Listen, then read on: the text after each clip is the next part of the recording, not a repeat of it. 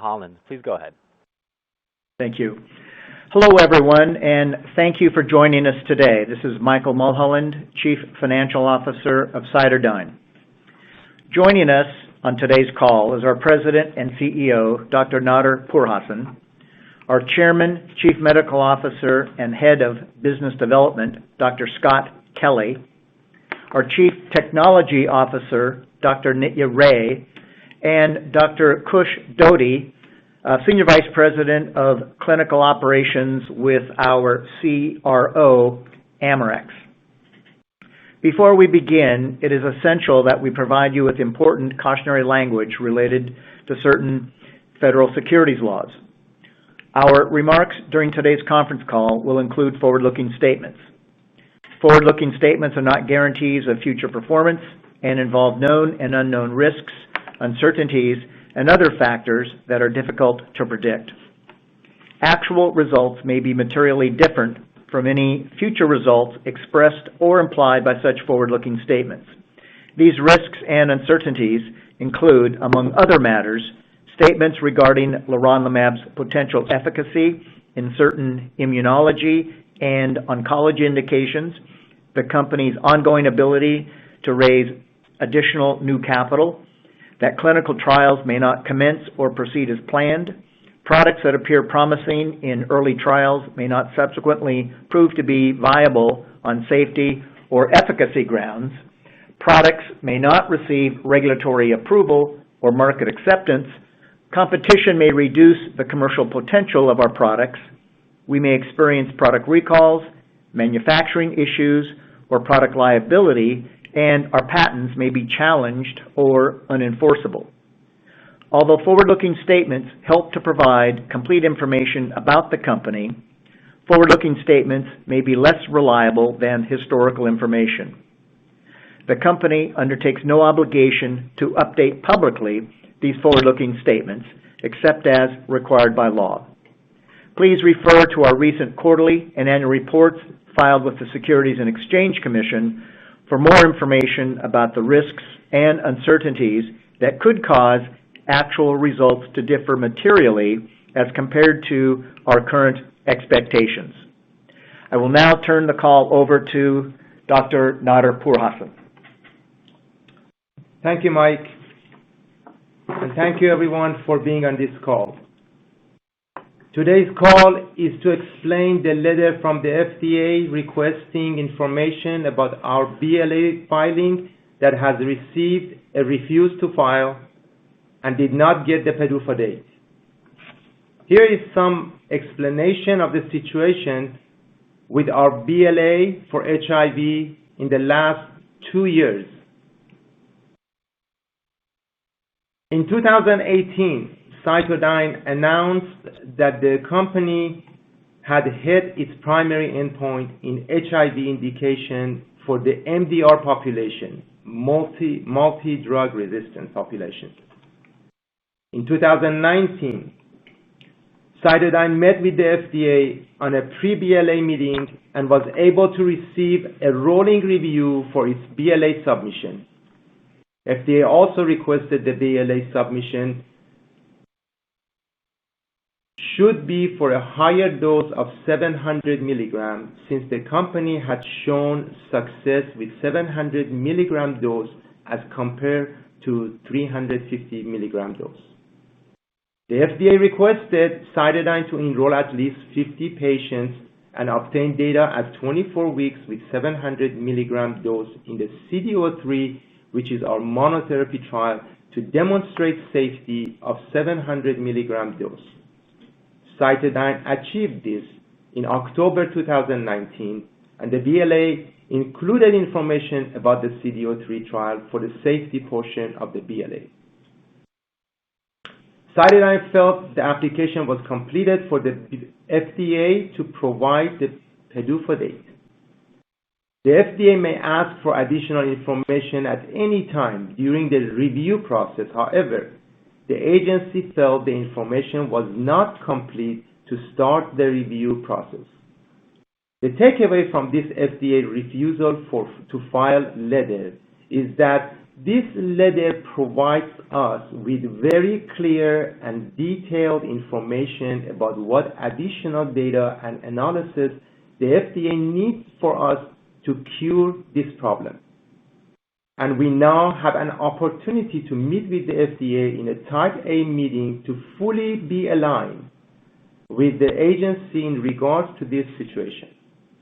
We have reviewed the FDA letter in detail and feel confident that all the data requested by the FDA is very clear and obtainable by CytoDyn. Again, the FDA has indicated in great detail and clarity what they need from CytoDyn to grant PDUFA date, and CytoDyn will be working on this as fast as possible. We are thankful that the information needed does not require any more trials, and it is simply getting the information that the agency requested with the detail that they require. So the company will be delayed a little in getting final approval, but we are confident that we are in a position to get the FDA what they need. And in the grand scheme of things, this will hopefully be a minor setback. The information requested by the FDA is mainly for one module, the clinical, and a few minor points about manufacturing. In this regard, we are very happy to let you hear about the comments concerning the manufacturing of leronlimab from our CTO, Chief Technology Officer, Dr. Nitya Ray, the person responsible for this significant aspect of the BLA filing and the company's manufacturing of leronlimab. However, before Dr. Ray does, allow me just to take 30 seconds and let you know about Dr. Ray's background. Dr. Nitya Ray is the person who started the manufacturing process of leronlimab back in Progenics from day one. There is no one in the world more acquainted with Pro-140, which was called at that time, or leronlimab, which we call it now, and we are in a very good hand. So with that, I will now let Dr. Nitya Ray explain his take of the PDUFA date rejection letter that we received about manufacturing section. Dr. Ray, please. Thank you, Nader. Yes, there is one deficiency on CMC that the agency cited in the refuse to file letter, and that is not related to manufacturing, analytical testing, stability, or quality of the product.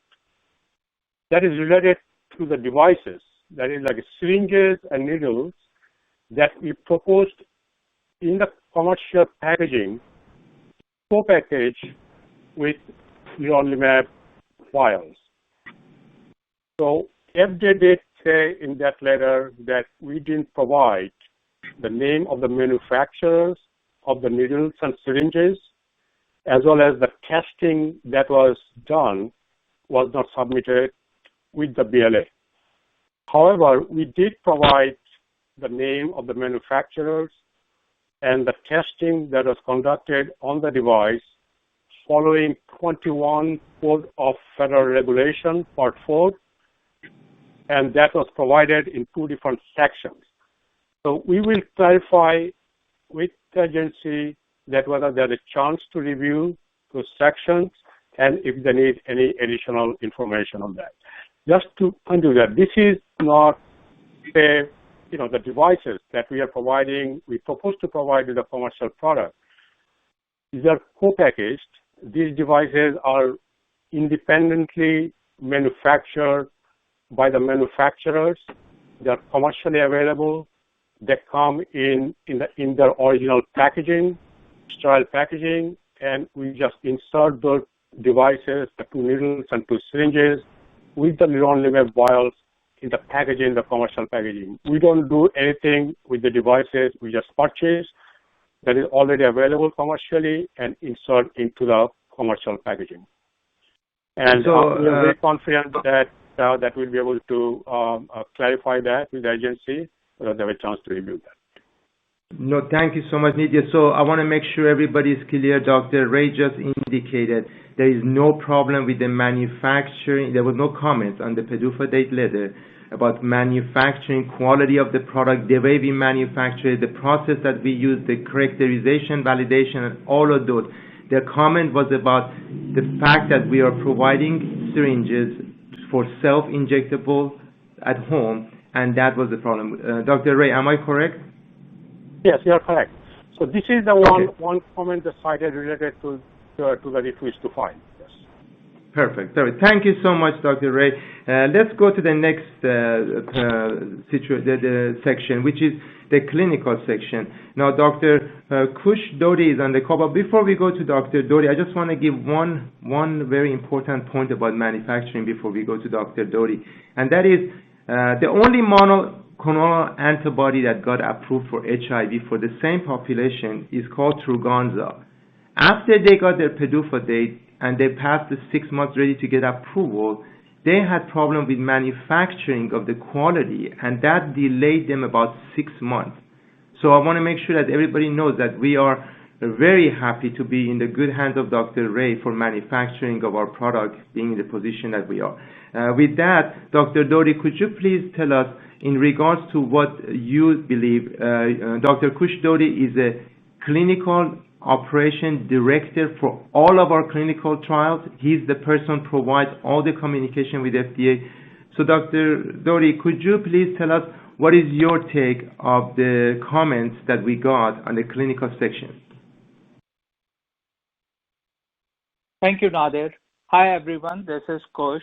One of the critical components for this recent communication with FDA is related with the fact that we are seeking an approval for a 700 milligram dose that was tested in the monotherapy indication under our ongoing CD03 trial, whereas the heavily treatment experienced, the indication for which we are seeking an approval was done on 350 milligram dose. As you mentioned in your previous comments, that FDA has recommended us to consider 700 milligram dose for a heavily treatment experience based on the results from an ongoing trial. Now, because we are getting an approval for a 700 milligram dose, that FDA would want additional analysis to be performed on an ongoing CD03 trial. And that is the majority of the comments that FDA has, that FDA requested some of the information from an ongoing trial. The CD03, which has tested 350 milligram dose as well as 525 and 700.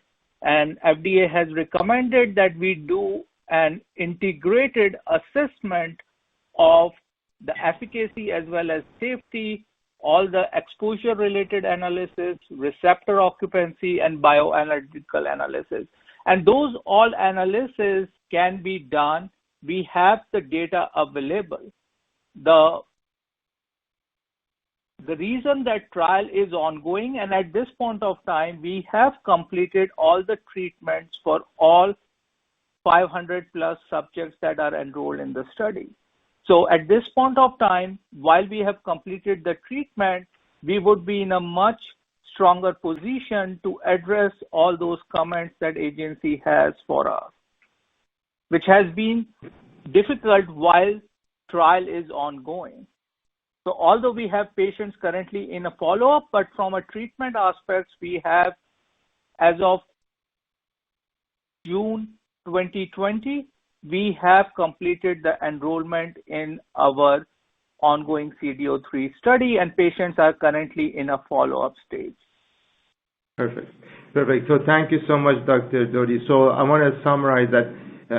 So in your view, we are capable to get all the items that FDA is requesting and provide them to the FDA. Absolutely, yes. Okay, thank you so much, Dr. Dhody. So I will summarize the whole thing real quick. Non-clinical, there are three sections. Non-clinical, no comments.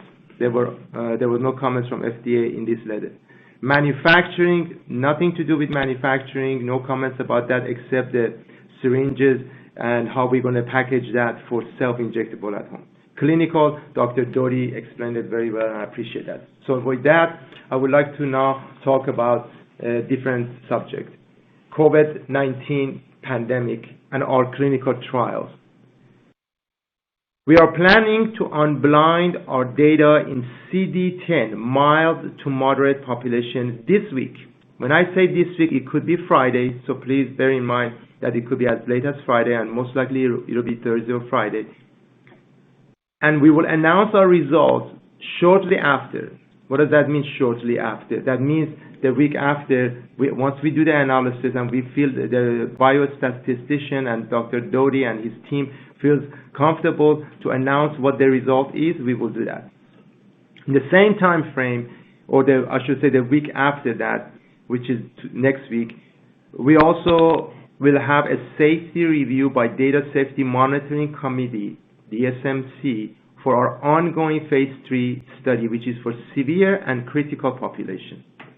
But now, before we go to Q&A, which we will allow about 40 minutes or so, I'd like to ask Dr. Scott Kelly, our Chief Medical Officer and Chairman of the Board, to update us quickly about licensing, partnering, and scientific advisory board that I'm very excited about. Dr. Kelly, could you please?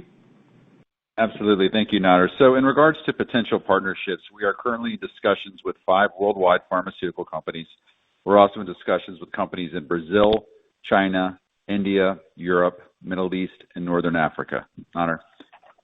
The other thing I would like to bring up about the Scientific Advisory Board, you want me to go ahead over that? I'll do that real quick. Yes, please. So in regards to our Scientific Advisory Board, we have commitments from 3 leaders in HIV, including Timothy Brown's physician.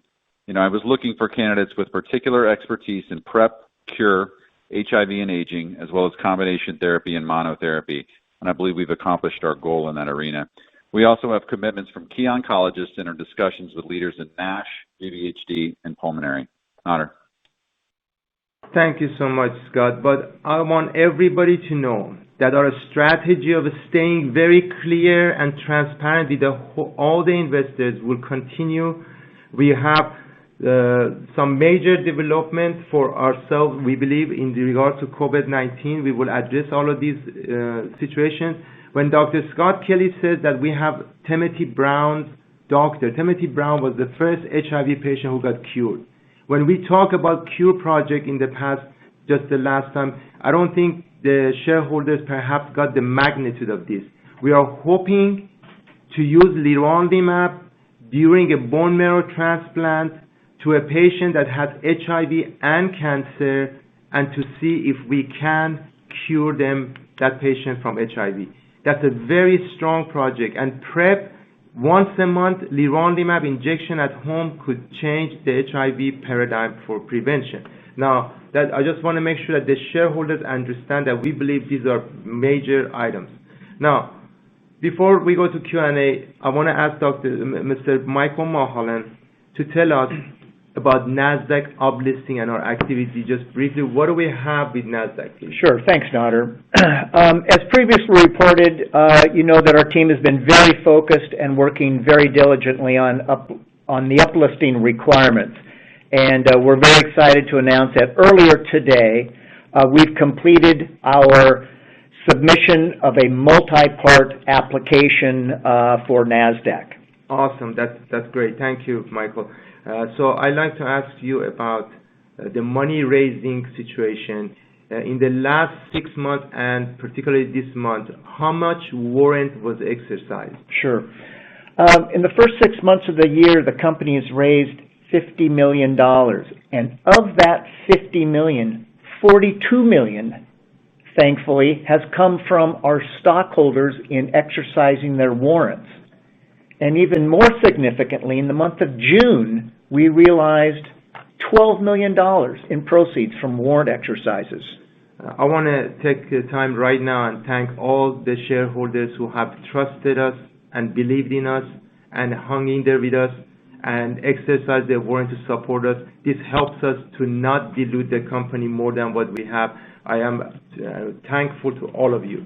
Michael, the last question Sure. for me is the requirement for NASDAQ is between $3 and $4. There's both are approvable to go to NASDAQ. What's the difference? Correct. First of all, I'd say that we have no issues on the other standards, and if we look at the stock price, if at the time of uplist the stock is at $4, we're fine. If by chance the stock should soften a bit to less than $4, down to say $3 or above, we're still okay. We're still fine because we meet the net tangible asset standard. So we're in good shape. Beautiful. Thank you so much. And let's have the operator please go to Q&A. Thank you. If you'd like to ask a question at this time, press star 1 on your telephone keypad. To remove yourself from the queue, press star followed by the number 2. Once again, to ask a question, press star 1 on your telephone keypad. Our first question comes from Yi Chen with H.C. Wainwright. Please state your question. Hi, thank you for taking my questions. First question, on the clinical section, that is the additional analysis requested by the FDA. Just want to a little more granularity. So the FDA wanted an integrated analysis of the efficacy and safety data of leronlimab at 350 milligram, 500 milligram, and 700 milligram from the monotherapy CD3 trial that's currently still ongoing. Is that correct? So the CD03 is completed, but Dr. Dhody, can you answer this question, please, for us, so that way you can hear it from the person himself? Absolutely. I will be happy to answer. So that is correct.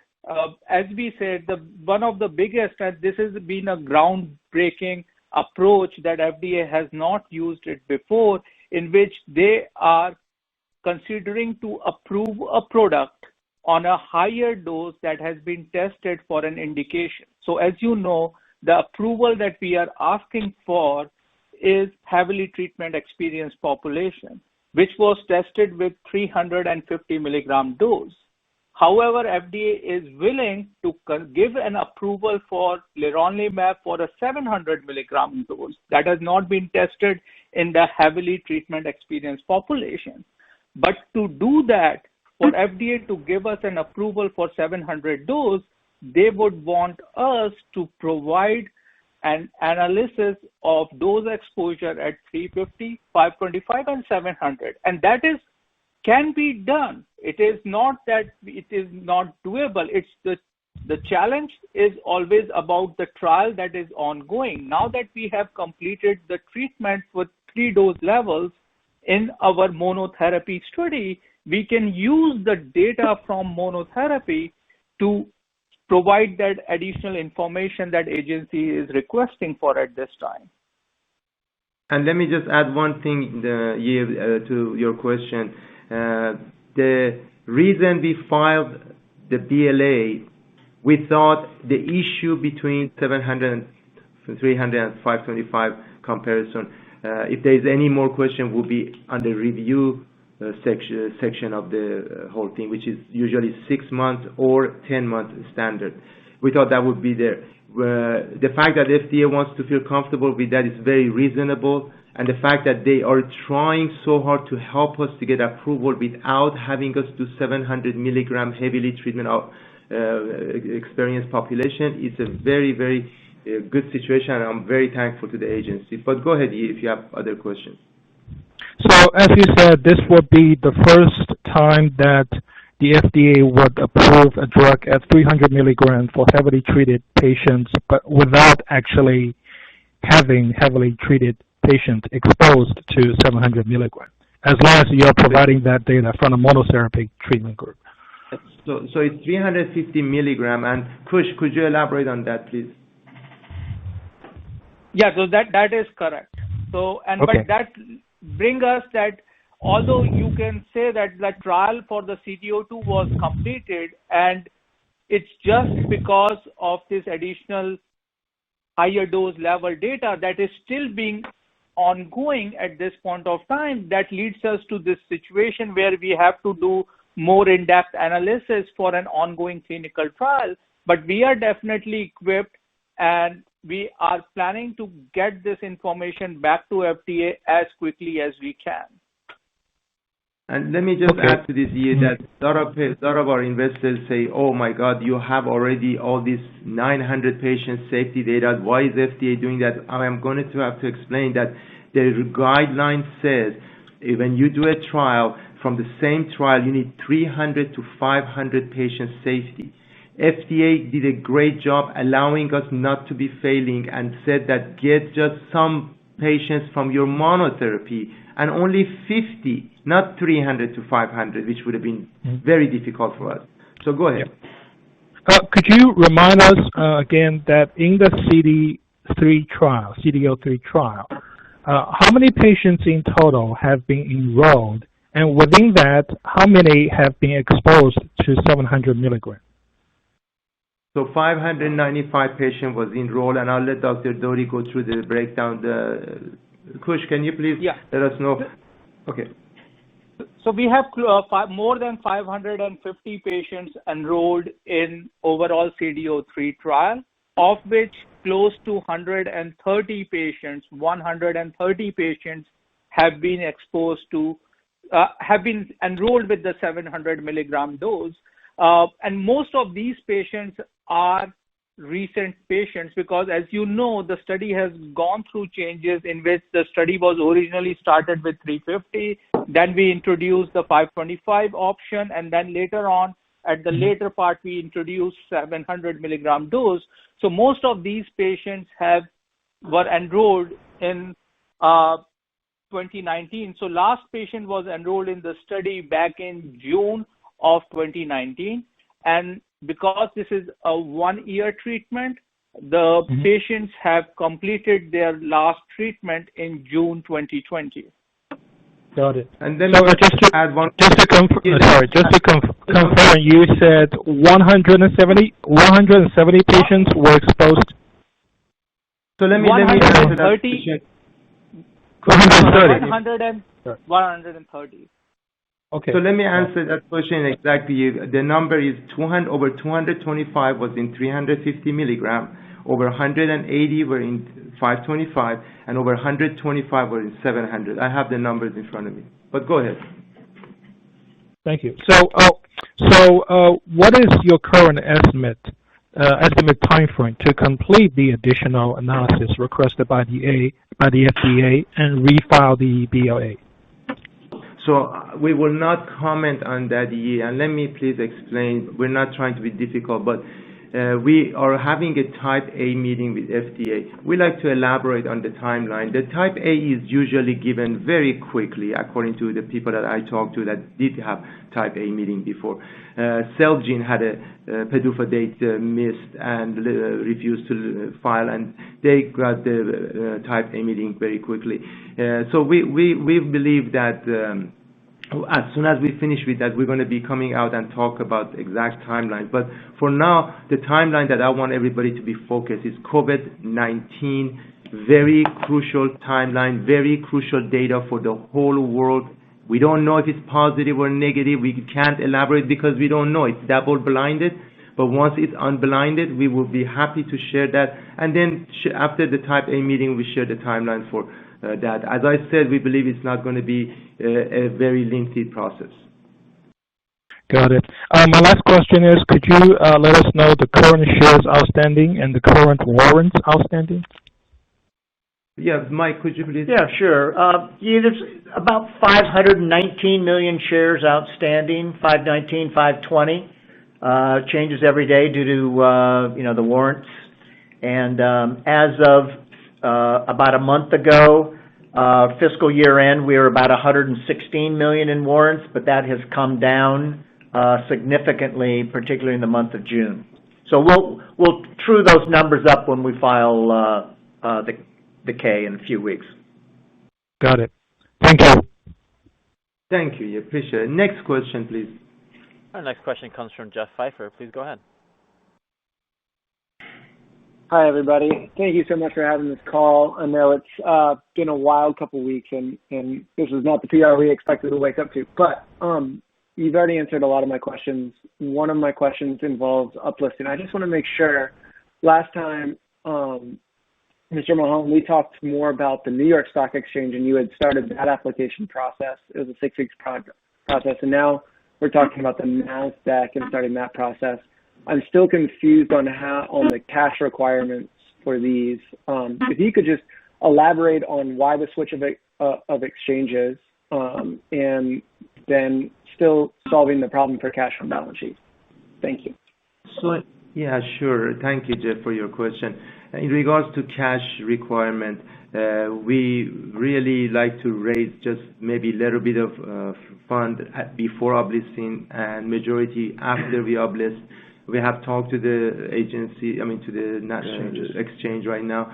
So we will wait to elaborate on that more as soon as we can. Mike is all over that with his whole team. They have provided quite a bit of document to them. In regards to which exchange, NASDAQ is the exchange that it is. Everybody's wanting to be NASDAQ instead of New York. All of our shareholders who called me was always expressing if you can get on NASDAQ, it's the best exchange for us, and we are going with that for now.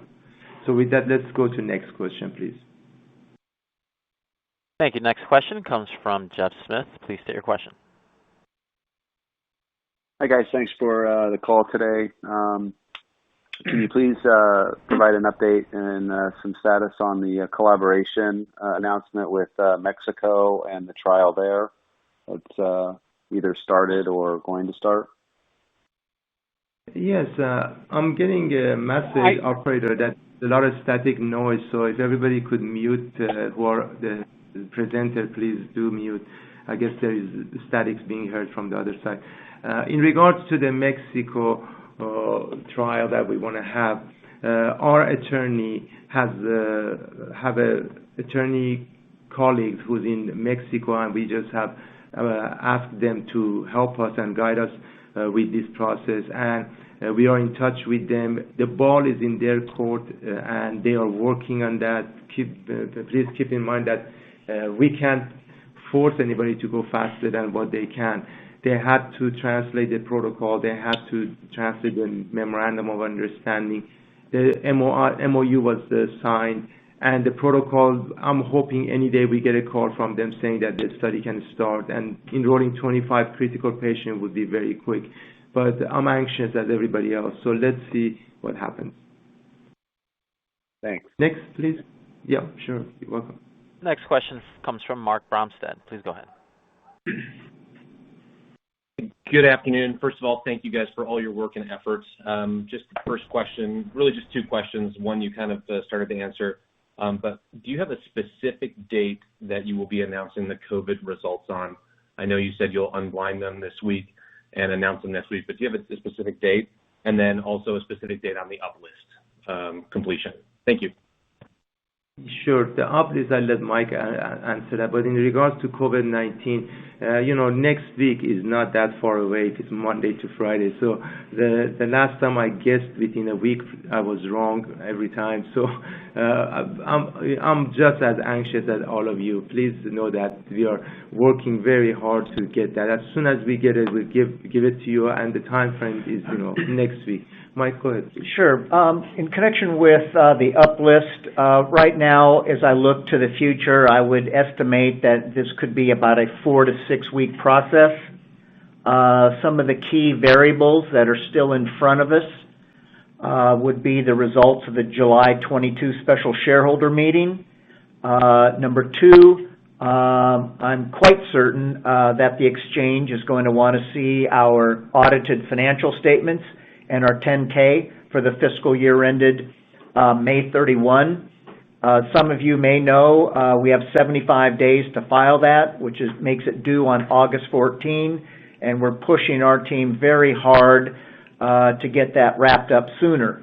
But we still have an audit firm that needs to conduct their work, and once we've done everything we can, then it's up to the exchange to push it forward.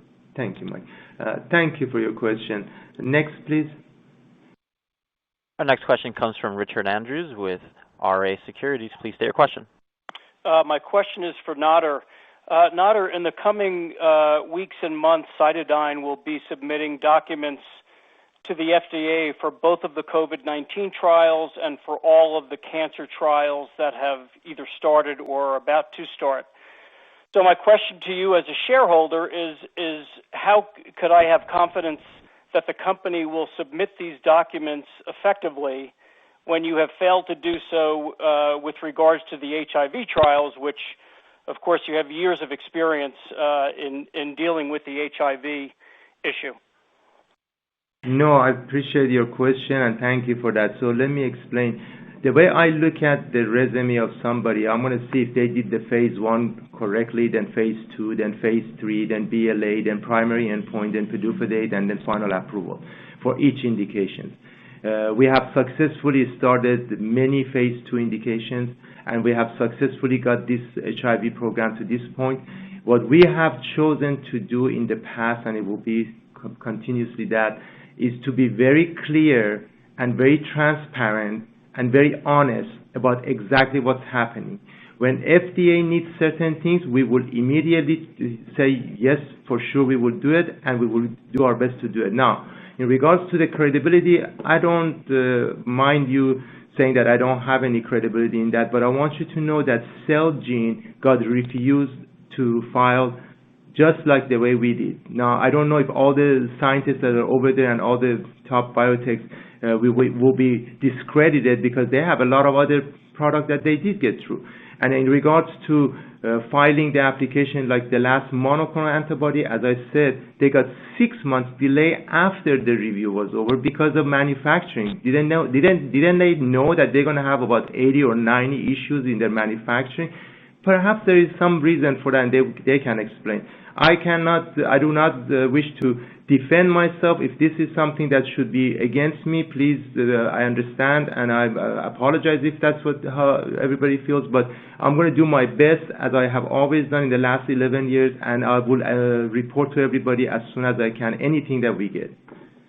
Fair enough. And as a follow-up, I would just ask, was there anything that surprised you with regards to the FDA's response? So I was hoping to get the PDUFA date, but when you look at in the grand scheme of things, FDA has worked very, very good with us. I mean, what am I gonna say? I'm gonna say why they are asking for 700 milligram dose from another trial when we had 350 all wrapped up 2 years ago. We could have got approval. No, because FDA worries about patients, safety, and efficacy. In this case, they wanted to have the 700 milligram that we said it's better than 350 milligram. How can I point the finger at them? It's point the finger at me for being successful with 700 milligram, as Dr. Kush Dhody clearly said. When that came about, FDA did something spectacular for us.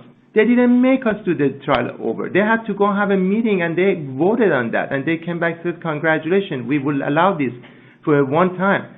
So these are the things I'm learning, but at the same time, we don't have a situation where somebody dropped the ball, or in my team, maybe I dropped the ball. But if it is, then I apologize. But we have the situation where the FDA has said exactly what they want, and we will hopefully be successful and be able to get past this.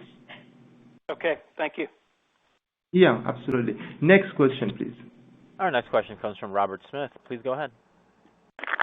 Yeah, hi. Nader, just three things. In the interest of being clear and transparent, why not just share the FDA letter with with us, with the shareholders? That would be one question.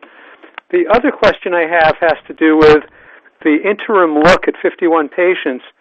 You seem to be sure that there would be one, and then you kind of backed off saying you need FDA sign off, and now you're back quite positive that it would happen sometime this month. Have you actually gotten the FDA sign off to do the Data Safety Monitoring Board? That's the second question. Third question has to do with the phase 2 moderate trial. It seems to me the secondary endpoints line up with Gilead's remdesivir, having to do with death and intubation and hospitalization status and stuff like that, whereas your primary endpoints are not something that I would think a phase 3 trial would ever have as a primary endpoint. So I'm confused why you've chosen secondary endpoints, which really seem to be primary endpoints, and Gilead was the one that had that. So we never reported that our phase 2 COVID-19 primary endpoint is mortality and morbidity. It's a different primary endpoint, and I will have Dr. Kush Dhody explain that in a second. But let me answer the first question.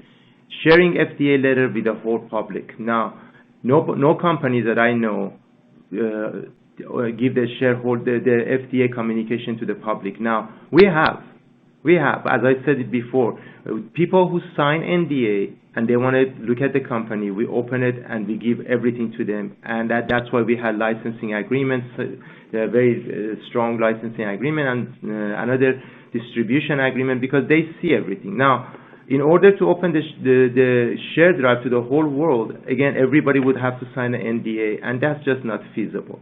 In regards to the interim look, I wanted to do 51 patient look. Amarex, which is Dr. Kush Dhody, told me, let's not do that. Then when we talk about 51, FDA also told us that's not what they were looking for. So we went to a different number, and I'm going to have Dr. Dhody explain this safety look. Kush, are you on the call, Dr. Dhody? Yes. Go ahead, please. And I can explain that.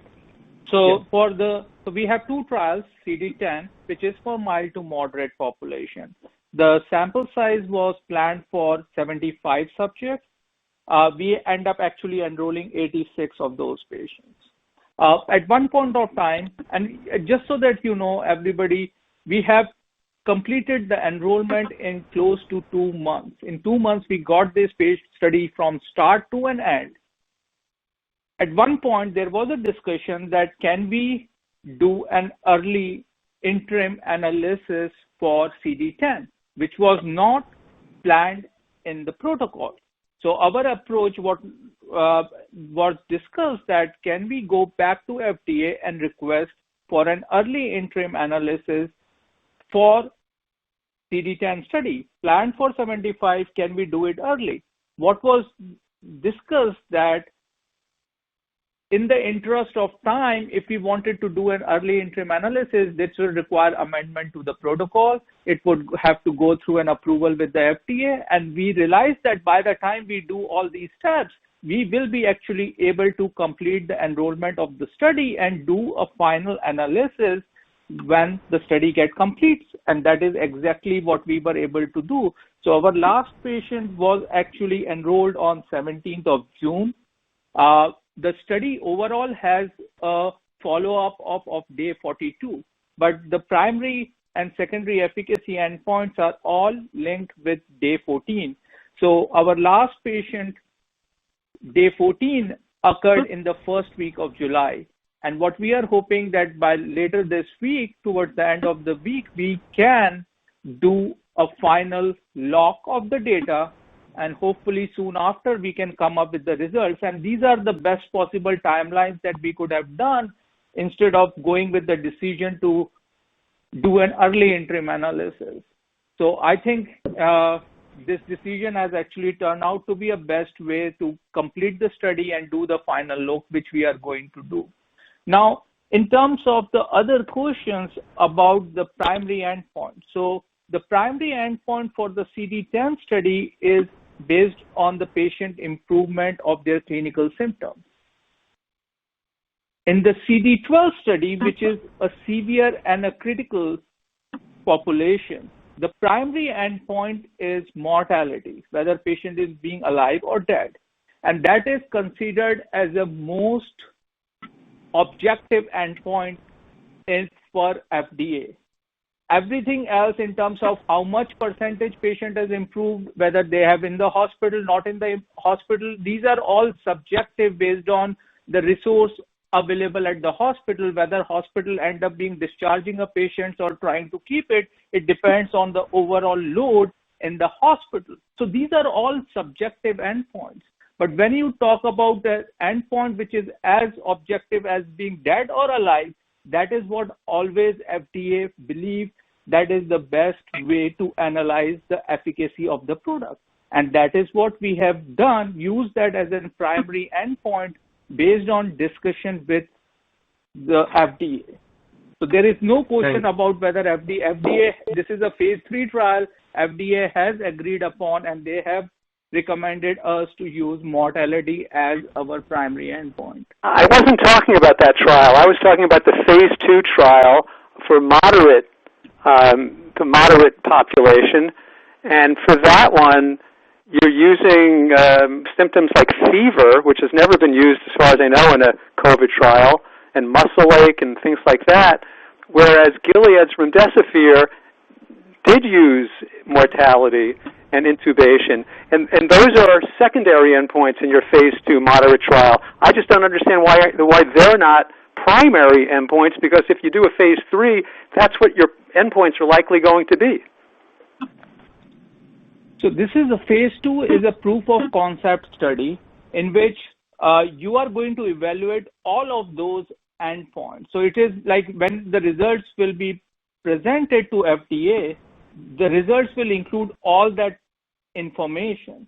So for a proof of concept trial, it is based on what we discussed with the agency at that time. If you remember, like that is the presenting symptoms back, if we are talking about back in February, there are all these new symptoms that we talk about now. Back in February, shortness of breath, cough, and fever were the presenting symptoms in majority of the patients with the data that is coming out from China. So those endpoints again is being presented based on the discussion with the agency. FDA has reviewed that protocol. We have discussed with FDA for those endpoints. So that was made, a decision was made based on at that time. And when you end up in a situation where you have an ever-changing situation, you don't go and change your endpoint just to support the way some of the other companies that we know they have done, that just before the results come out, you change the endpoints. That is not the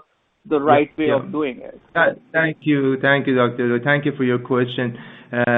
Before we go to the next question, I want to add one thing, and that is that in regards to phase 2, as Dr. Dhody explained, there are multiple exploratory endpoints that we are going to report.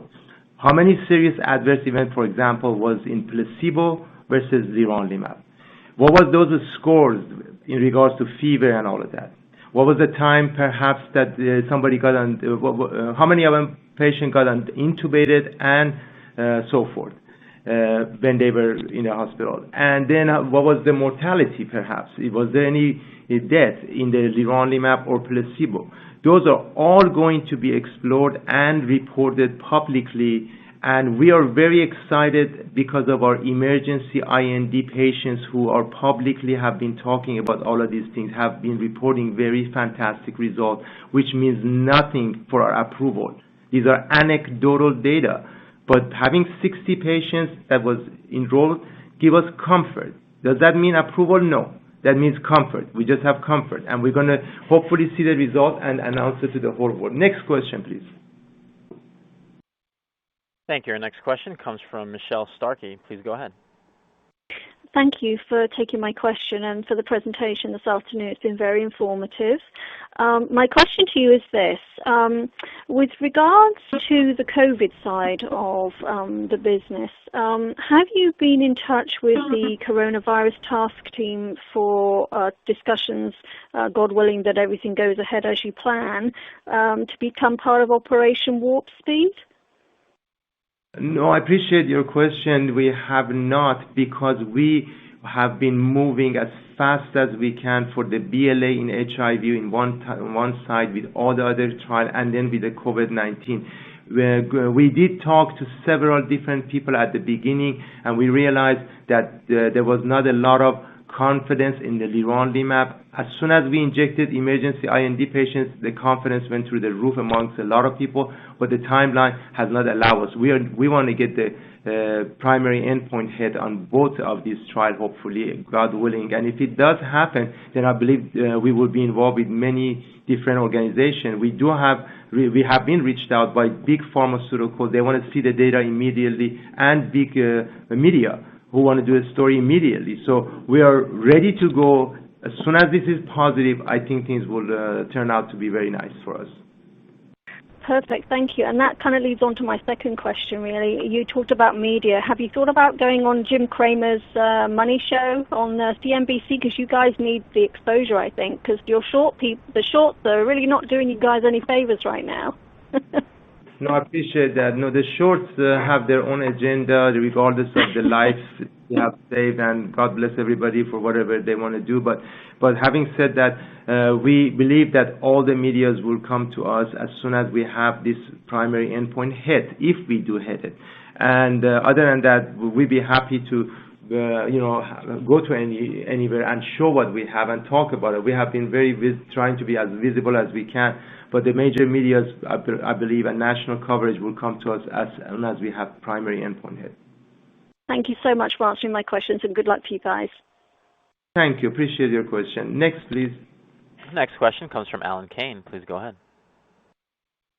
You've answered all of my questions, so I'll defer to the next question. Thank you. And just a reminder, to remove yourself from the question queue, press *2 on your phone. That'll remove yourself from the question queue. I'm sorry, operator, could you please make this the last question or so? Because I think we've only got 3-4 minutes left. Okay, thank you. Our last question comes from Nick Sorloff. Please go ahead with your question. Hi. I have a question, whether you guys noticed any correlation in HIV test population on leronlimab and cancer risk or COVID-19 risk. Is there any data to see if it does any effect on that?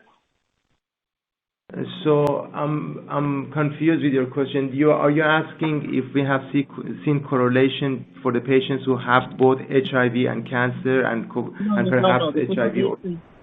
The HIV population that is currently on leronlimab, and whether or not the risk of cancer goes higher or lower. Yes, we haven't had any HIV in monotherapy reporting COVID-19. I don't believe so. Maybe I'm not right, but let me ask Dr. Dhody, who has better knowledge. Dr. Dhody, do we have any reports of COVID-19 amongst the leronlimab monotherapy patients that was concluded recently? Yeah, so we had this discussion some time back, and we reviewed the data, and at that point of time, we know that there is no HIV patients that were currently on the CD03, and a couple of our extension trials have in fact reported COVID. So that has been really a positive sign for us to know that none of these patients have in fact reported, and that is based on the last review that we did. Yeah, no, I appreciate it, and just want to make sure everybody knows that on our monotherapy we had over 200 patients going 1 year almost without any drugs, and in the 525 and 700 milligram responders rate with our criteria came to be 90 to 95% post 10 weeks. And in regards to COVID-19 that we haven't seen, there are patients also in CD02 close to 25 or more that Dr. Dhody is talking about, that population, and about 50 patients on extension in CD03. So quite a bit of number of patients. So with that, please allow me to conclude the call and just summarize that we are very focused to get to have a Type A meeting and answer all these questions. As everybody heard, 3 sections of the module, mainly clinical, mainly CD03 was not completed, so now we can get a lot better access to the data and analysis that FDA is requesting. And in regards to manufacturing, you heard Dr. Ray how we are very well set, and in regards to non-clinical, there was no comment. So I believe personally that this is a very small delay for us, and hopefully we can show that.